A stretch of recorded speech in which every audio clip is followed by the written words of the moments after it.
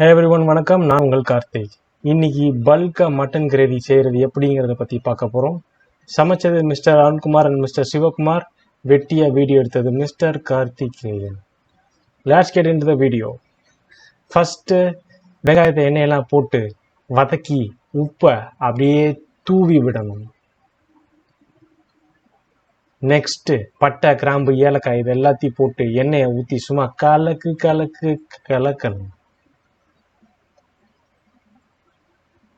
Next கறி அப்படியே மலைச்சாரல் மாதிரி தூவி விடணும்.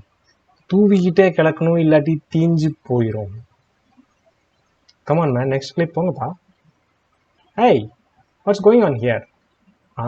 இப்போ தக்காளி சாறை எடுத்து அப்படியே ஊற்றணும். ஊற்றிக்கிட்டே கிளக்கணும். சின்ஸ் ஒரே ஒரு ஆள் இருக்கிறதுனால கலக்க முடியல. நெக்ஸ்ட்டு மிளகாயை வெட்டி போடணும் காரத்துக்கு. அப்புறம் தேங்காய் அரைச்ச தண்ணியை ஊற்றி வேணும்னா தண்ணியை ஊற்றி கலக்கணும். கிரேவி நல்லா சுண்டுற வரைக்கும் கலக்கணும். அப்போதான் கறி நல்லா வேகும்.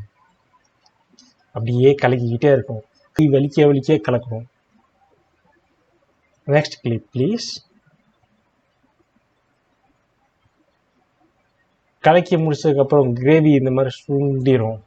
அதுக்கப்புறமேட்டுக்கு ஃபைனல் டச்சாக மல்லி இலையை அப்படியே மலை சாரல் மாதிரி தூவணும். அப்படியே தூவுறது. கமல் நான் எவ்வளோ நேரமாக தூவிட்டு இருப்பீங்க?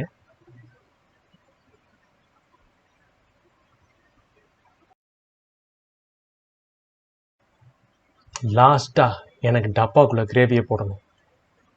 போடு மேன். கமான் போடு மேன். ஏன்பா வெளியே எடுக்கிறீங்க?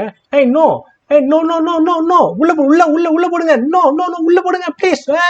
No no. ஓ அடா பாவிகளா, கை கட்டினது வாய் கட்டாம போயிடுச்சு.